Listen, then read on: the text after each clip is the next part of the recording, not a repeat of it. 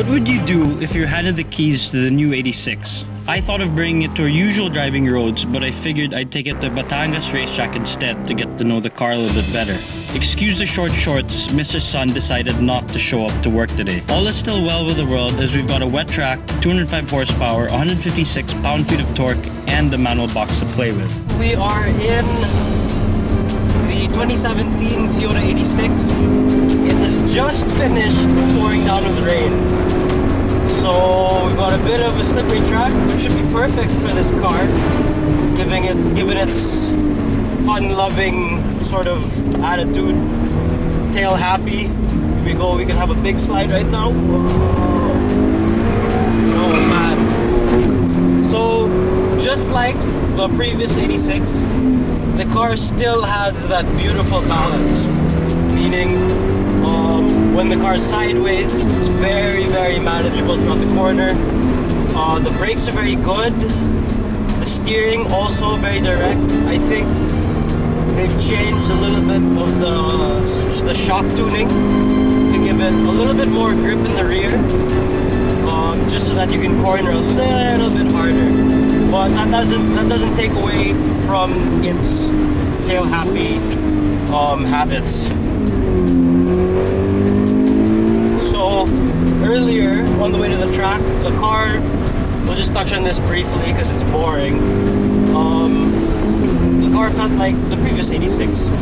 Very good in traffic, it's small, it's nimble, there's ample power. I will say that bottom end torque isn't particularly impressive, but once you do a little bit more work and get it up into the rev range, probably at around 5,000 RPM, that's where you can really feel the power and the torque from this engine. So, another thing I enjoy about this car is that it feels like you can do this all day with it. The brakes haven't seemed to have faded throughout the day. We've probably done about 20 or 30 laps, and I've been braking quite late into some of the corners, and the car seems pretty much up for the challenge. I think it's been good. Back's been coming around as per usual. Even over the puddles, the car feels good. It doesn't feel like doesn't feel too scary. Seating position is good. You can get nice and close to the wheel. You can bring the seat down as well if you'd like. You can get you a bit closer to the ground. So yeah, it's really the perfect track car, especially at this price point. It's hard to compete with this. Heel and toes, nice and easy. Try to slide here again. There we go. That was nice. The car is truly in its element in the racetrack. It's really impressive, you know. When I first saw the brakes, I was expecting them to fade because they aren't the biggest brakes, but honestly, throughout the day, zero fade. So it's been a very, very fun track day. Now that we've slowed down a little bit, we can cover everything else other than the driving. The interiors, a nice little refresh from the previous model. We've got a new entertainment unit. The wheel is very nice. They've changed it, they've updated it. There's a lot of nice interesting data. We've got G's here. You can see all the temperatures. I can see also the power band. They've got a lap timer as well. Really perfect for the racetrack. And then these seats are pretty nice. They're very easy to get into, which is great.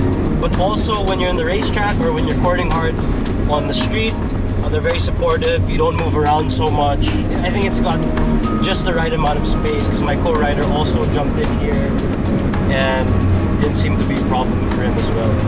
The shifter's also got very good feel. The notches going into the gears are very good, so it's very easy. You're not going to find yourself missing gears or putting it into the wrong gear. It's very clear and very obvious.